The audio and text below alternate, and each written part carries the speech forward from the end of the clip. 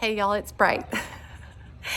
Today I'm going to take you on a garden tour. It is the very beginning of May and I haven't done a garden tour yet with you guys this year, so I'm going to try to do better at that. It's going to be just me on the garden tour today, so you're not going to see me in the video, but you'll be hearing me along the way. As always, make sure you hit that subscribe button and that notification bell so you know when my latest videos are up, and make sure you drop me a comment below. Let me know if you want to see more garden tours. Let me know if you like long garden tours or you prefer short garden tours. Okay, we're going to start in the front of the house today. I recently finished my spring porch, and so that is all decked out. You can see the front of the house is mostly pink tones. There are some purple tones tucked in and lots of bright green. So I'm not going to go through every single plant. I am going to go through some things that are really in bloom right now. This is the area that I worked on earlier this season that has the candy tuft, which is the white flowers there, and Supertunia fuchsia as well in this area, and the border is filling in really well. My thought was to get an additional Supertunia fuchsia, but in the end, when I went back to the nursery, they were all out, so that made the decision for me. But it's looking really, really good. And I do have some white coneflower coming back at the back of this area too, so that should be really pretty as the summer goes on. This area has a lot of liatris bulbs coming up, which is all right there, beautiful. Still have an area right here that I would like to plant up. Haven't gotten around to that.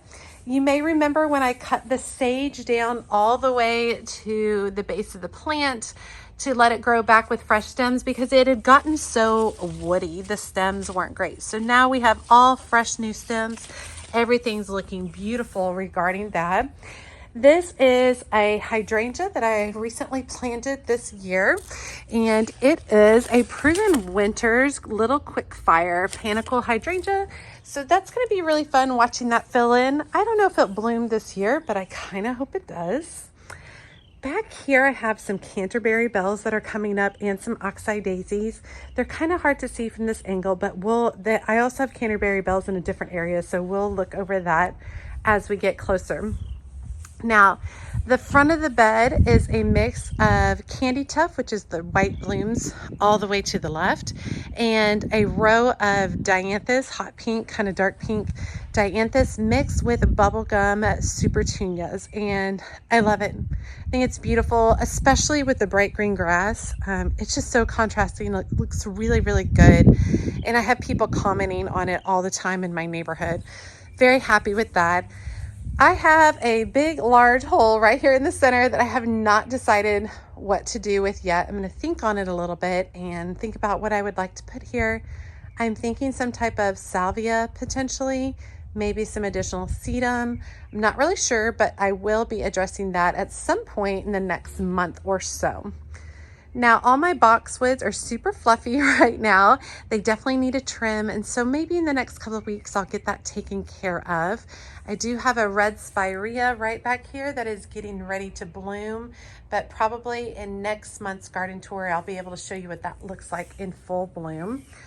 All of my hellebore have beautiful leaves that are just stunning. I mean, look how big these are. So pretty. They've put off a lot of blooms, so right now they're just really focused on the foliage. But they're looking really beautiful, and I love the look of them mixed into the garden there. Over here is the new coleus patch that I just planted. I've got some new Proven Winners varieties over here. This is part of their Color Blaze series, and this is El Brito and Sedona Sunset. And I've got them next to just some simple varieties that I got from a local nursery, just so I can do a side-by-side comparison on how they look.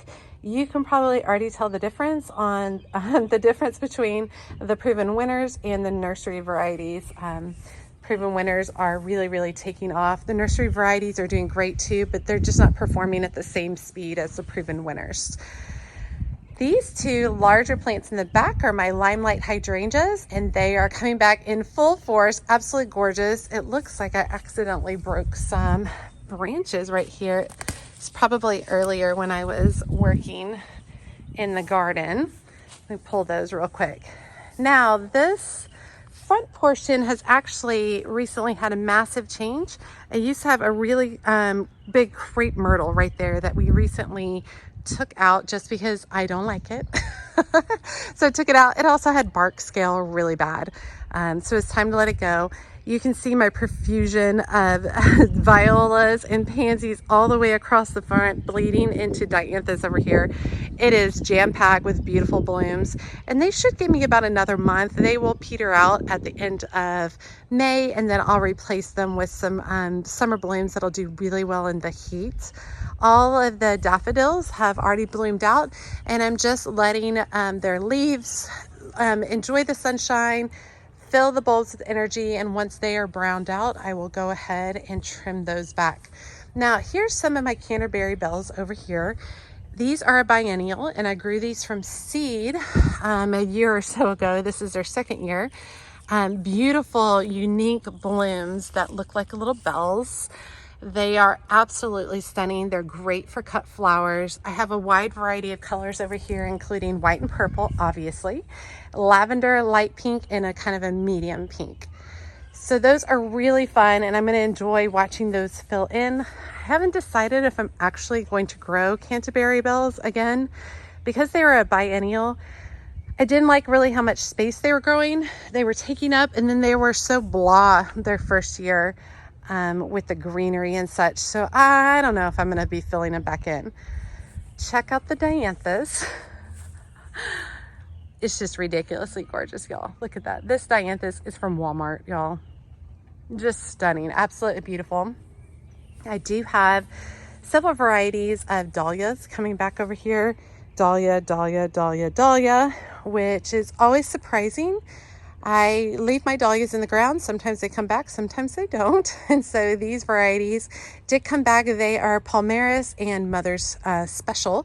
So those will be really fun to watch as they decide to come up this year. This is Penstemon. I don't know what particular variety, but it does look like I'm gonna have a lot of blooms this year. The very first year I planted these 2 years ago, they only had one bloom. And then last year they each had about 5 blooms. And I would say this year they each have close to 20 blooms per plant, which is exciting to watch it grow over the years. This is another fluffy boxwood I have here, and I have another one over on this side. These are both transplanted from the very front of the yard. They're one of those builder's grade plants, but I've given them fertilizer over the years, put them in really great positions to be well watered. And when I trim them up in spheres. They will be absolutely beautiful. Now the whole side garden, let me step down and give y'all a view of the side garden. This is the whole side garden. This was my COVID project. So originally there was nothing here at the beginning of COVID, and by the end of the summer of 2020, I had established this whole bed running the length of the house. It's really beautiful. I have a few focal points, but I will continue building on focal points as we go. The main focal point is the Ruby Falls Redbud over here. Absolutely stunning. It is full grown where it is right now, and it has weeping branches. And during the spring, it has pink flowers, and then it will have these dark purple red flowers. And then as we go into fall, they will turn yellow. And I have tons and tons of Supertunia across the front, including the new Supertunia Jazzberry, Supertunia Bubblegum, and Supertunia, I want to say fuchsia, but I'm pretty sure that's wrong. I'll check my logs to make sure. I think that's a different one, but I'll look it up and let you guys know. The spirea on each side of the tree right here and here have finished blooming.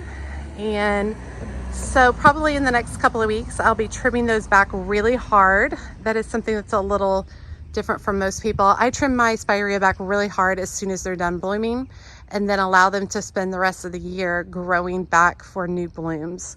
You can't trim them right before the winter because they're going to bloom off of old wood. So we want to make sure that we trim as soon as they're done blooming, and then allow them lots of months before winter to grow back new stuff so that it will bloom on that come springtime. I also installed these new urns. You might have caught that video. Still haven't decided what I want to put in them, but I am working through that, which I'm excited. You can see my pugster butterfly bush. It's kind of coming up really great right there. All the yarrow and bunnytail are starting to fill in, which is wonderful. I have lamb's ear. If you haven't grown lamb's ear, you totally should. It's a great plant for like a sensory garden because it's so velvety soft. Love it. Absolutely love it. Let's work our way this way. We have a lot blooming over here in the cut flower area. This first area right here, these are oxeye daisies, and I grow these every year. They reseed themselves. They're lovely. They get about 4 feet tall. They're excellent cut flowers. They will give you multiple flushes. So if I cut all these back now, they should give me one more flush at early summer, and then they'll be dormant again until the fall. You can see all the white guara here, which is absolutely beautiful. Huge pollinator. Love the look of it, especially in wind. We had a lot of heavy rain, so a lot of it kind of got packed down over there, but it's slowly bouncing back up. In this area, I did a lot of hardy annuals that overwintered. So everything you're seeing here, specifically my status, which is over here, which is just absolutely beautiful. Look at that apricot status, purple status, kind of like a mauvey pink over there. So pretty. They're doing wonderful. I need to come through and do a cut because they are a cut and come again. So if I cut these back, they will continue to produce more stems. Several foxglove back here. I believe these are called Camelot Cream, and they bloomed first year. Very, very pretty look. I'm excited to utilize them in some arrangements. This is my first year growing them. So I'm really liking the look of them. A lot of China asters. These are giant China asters. These are older blooms in here. It's actually time for me to come in and really cut these back so I can get another round of blooms. You can see some much older ones right there. But I have a lot of this bright pink. I have some lavender, some white over here, and then I have a few of this kind of apricot tone, which is really pretty too. So do need to come in and harvest these, make some arrangements, and then make room for more blooms to come through. I have some cherry caramel phlox, which is so pretty. You can see how well it goes with the pink of the asters. And this reseeded itself from last year, which is pretty cool. At the back, I have a lot of glads coming up. No blooms yet, but they're working on it. And then next to them, I have a lot of straw flower coming in. And looks like we got a little pollinator hanging out on this straw flower here. But the straw flowers kind of have like a papery feel. You can hear it. Very cool, very pretty. Great for cut flowers. The foliage is not very attractive, probably from what you can see from there. So I typically grow it at the back of a garden, which I think looks really nice. Now, all of these are sunflowers that reseeded themselves from last year. So I just decided to let them go with it. Just go for it. So I have no idea what varieties these are going to be because I have multiple varieties over there. So it'll be really interesting to see those come up, but I'm excited to have some early sunflowers, which will be really great for my cut flower arrangements. Now this area from about here all the way down to that dying rosemary bush, this whole area is going to get ripped up in the next month and going to get completely changed out. So I'm not really going to waste y'all's time regarding that.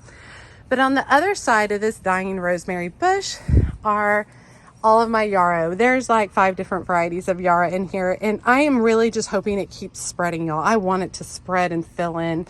You can already see buds coming up on them, which is really exciting. Probably by the next garden tour, these will all be in full bloom, which will be really fun. Excellent cut flowers. Here is my smoke bush, which is doing absolutely beautiful. I'm so excited. I cut it back really hard in the fall with the hopes of getting multiple stems coming up, which I'm super excited about it. It's great for cut flower arrangements. I'm really happy with the color and the fullness of it. It looks fabulous. And beside it is my oak leaf hydrangea, which is really doing really well. I was nervous about the color, that perhaps it had a nitrogen deficiency, but it's really not. I've done some research in this particular variety. It really is just this limey color. So really excited about it. Lots of blooms on it. I originally had this on my back porch in a little potted hydrangea garden, and it was not happy there. But since I have put it in this new location, it's doing so good. So I'm super thrilled with how it's looking. Okay, let's head back to the backyard. So I just ran up the side garden. So now that leads to my gate back here. You can see the willow back there. So let's go check it all out. Okay.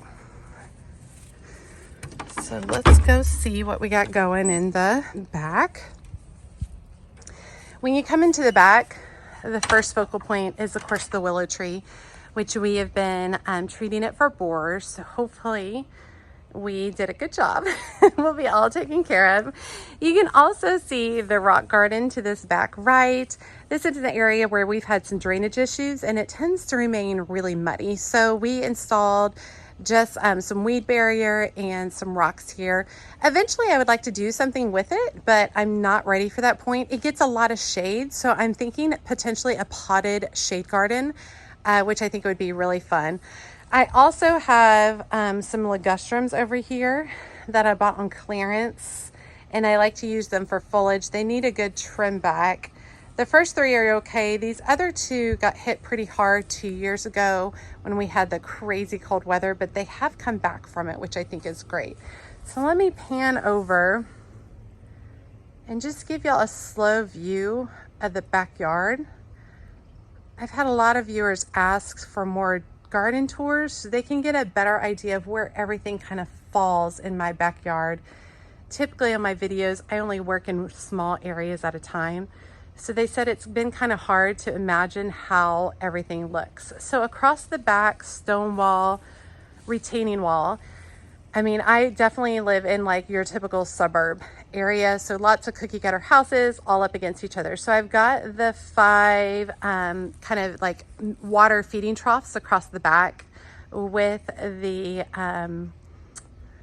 lattice work between cattle panel lattice work between each of them. We added a lot of compost and soil to this back area, trying to prep it for future shrubs. I don't know how many I'm going to actually add this year, but you can see that we're getting ready to be able to do much more of that. And then of course I did tons of raised beds this year, almost like a Tetris look across here with all the metal. And I know a lot of people have been wanting an update on that. They're doing really great. What I have blooming right now are sugar star phlox, which are really pretty. I have some stock, but it's kind of stunted in growth. So I don't know if I'll ever actually be able to harvest that. I'm gonna have to start that earlier on as a hardy annual in the fall. Lots of stuff filling in, including dill. My carnations are starting to take off. Lots of the straw flower back here. I even have the Coral Towers Clarkia. It started, oh no, you guys, look at that cabbage worm over there. Gonna have to go get him after this. So this is one thing that's great about coming out and observing your garden. Make sure if you have pests and such. So definitely have some guys eating some stuff on the Clarkia. So I'll have to come out and treat that. It's my cute little chair planter there, which is doing really well. I do have some of the Starfire mix marigolds coming up, which are super cute. Let me see if I can get that to focus for you guys. There you go. Super cute, but these will continue to get taller and taller and taller as the season's going on. Love the colors. These will be really fun. This is my dahlia bed, and I have lots of dahlias coming up.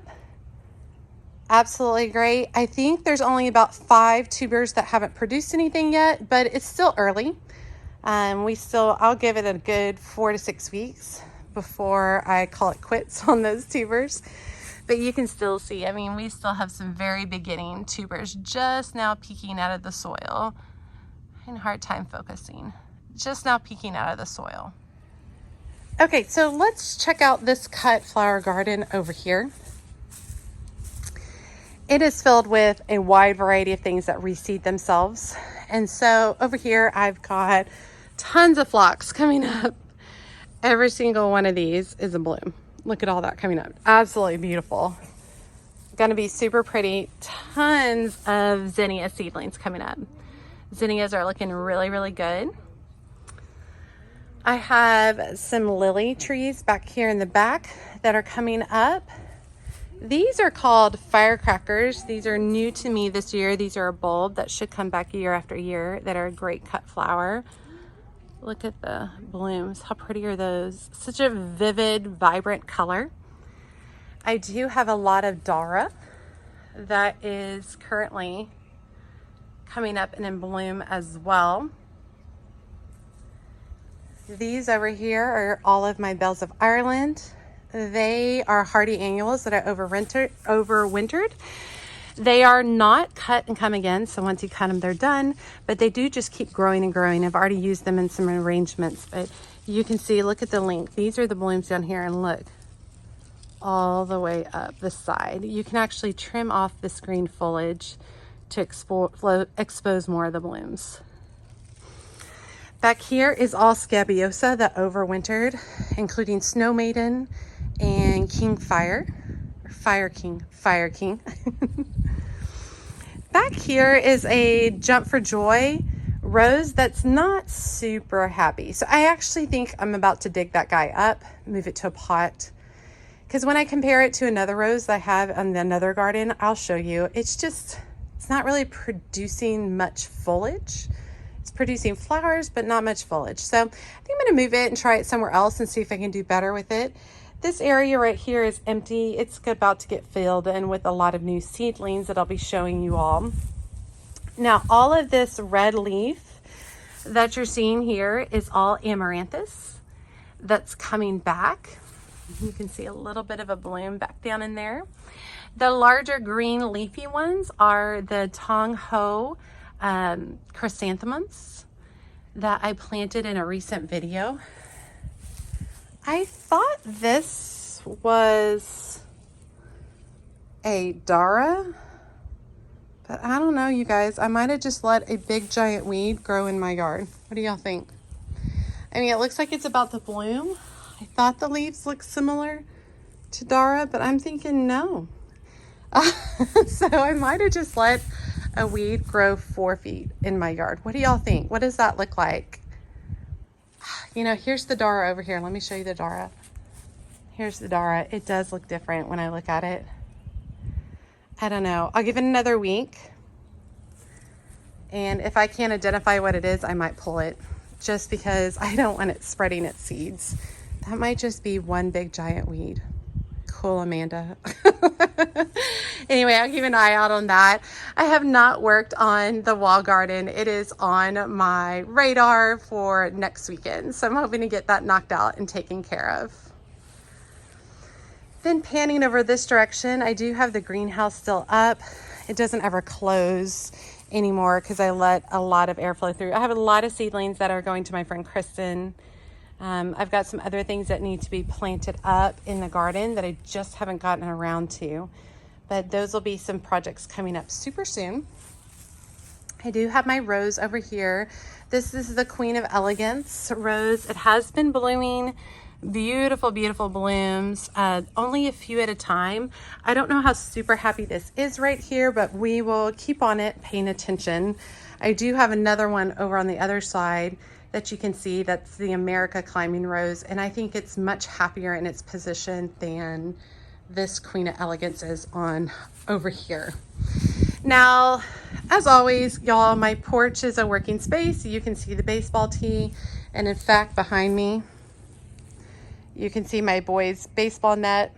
This is a real space. My kids really do live here, and I let them use this space. I don't keep it all for myself. So you will see messiness. That's just our world, truthfully. Over here, these are the new shelves I created this year, and over here are all of my jalapeno plants, my mini bell pepper plants. These are the good-hearted tomato plants from Proven Winners that I grew from seed. It's good-hearted cocktail tomatoes. They're doing wonderfully. You can see they're putting on a ton of buds. They're really looking good and very, very happy. I did not have as much luck with their Fire Away Hot and Heavy Pepper. I actually ended up overwatering and rotting out several of my peppers, but one did make it, which is great. I actually ended up having the same thing with the mini bell peppers. Most of these are jalapeno, only a couple of these are mini bell peppers. I overwatered. I needed to be watering maybe once a week at this point, and I wasn't paying attention, and I think they were getting watered every other day, and they just rotted. You can also see the hydrangea garden back here. The potted hydrangea garden's doing beautifully. Look how happy those hydrangeas are.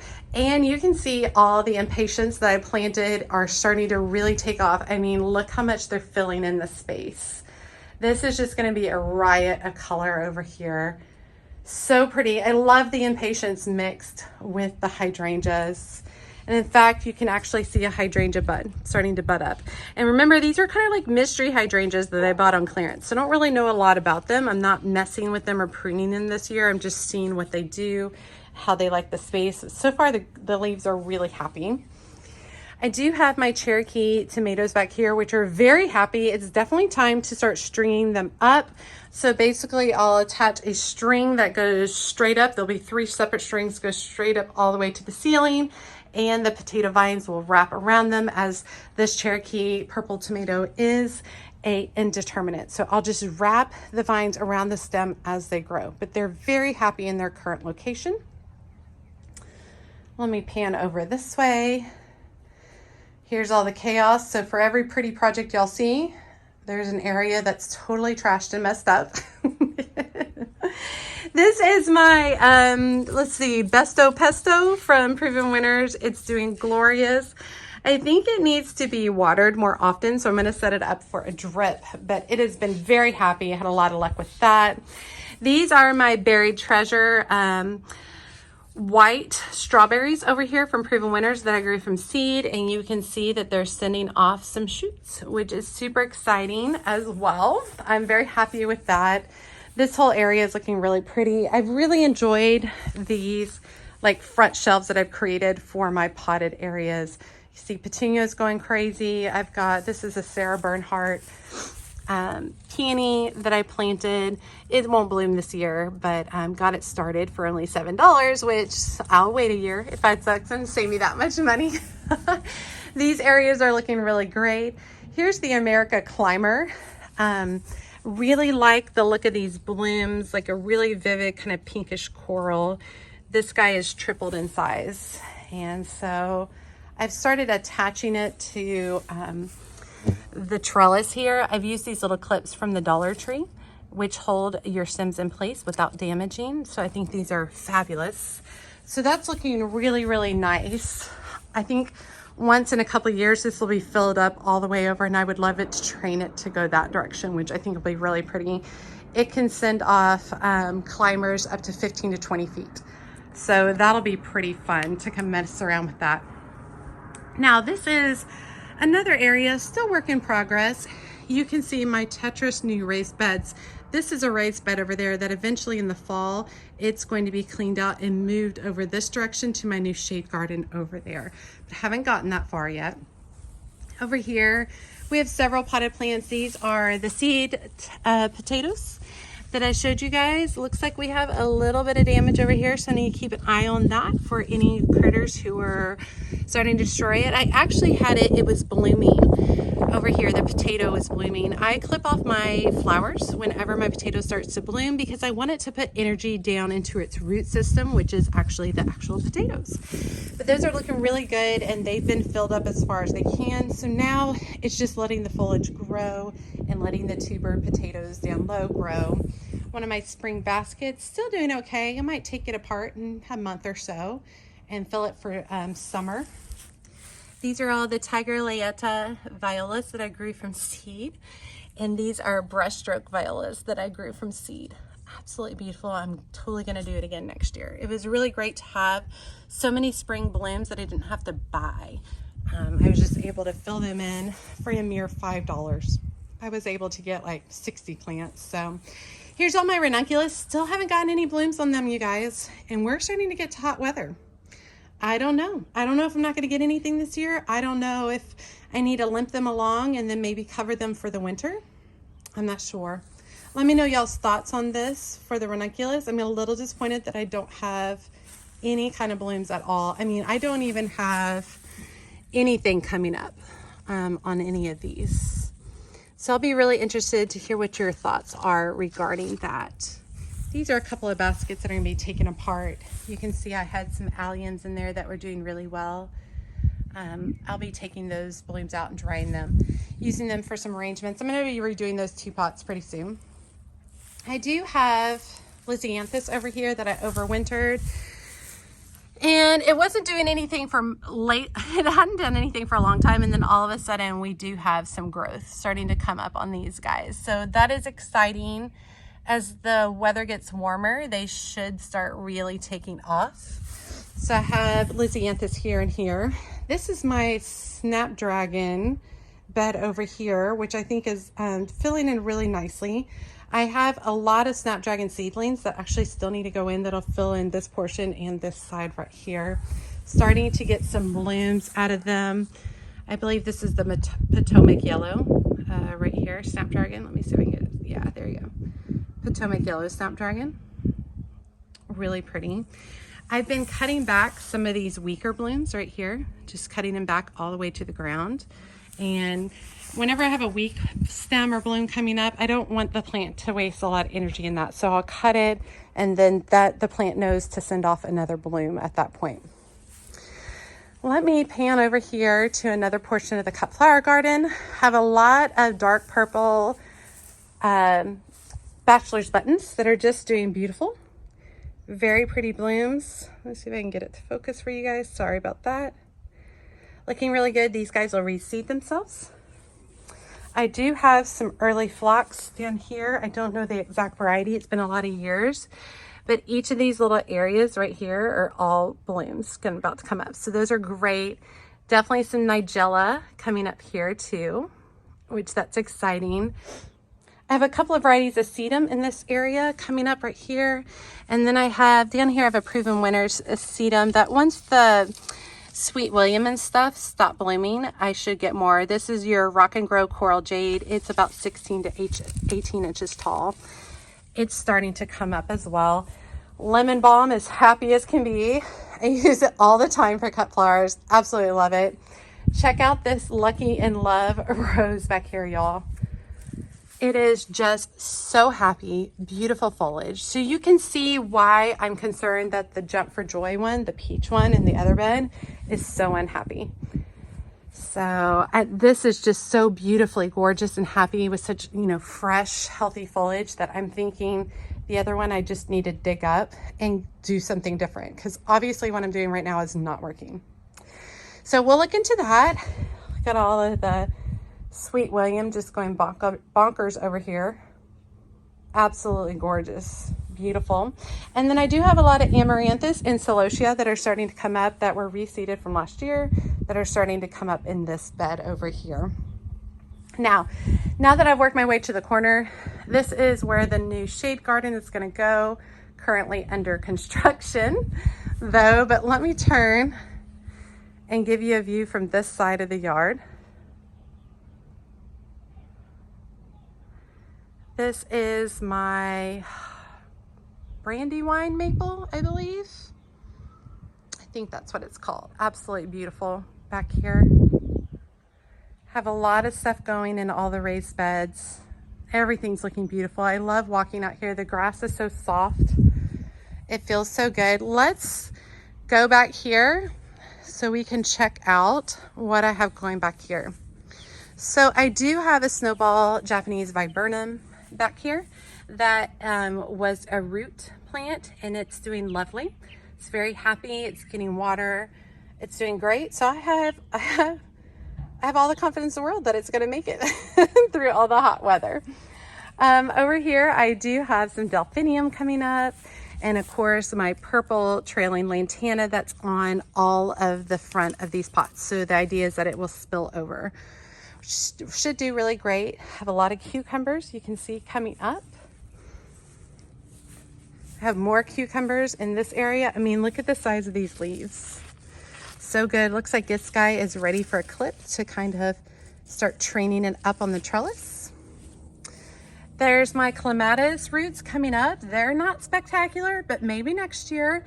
But I did buy them for like $7 each, so I'm very happy with the cost.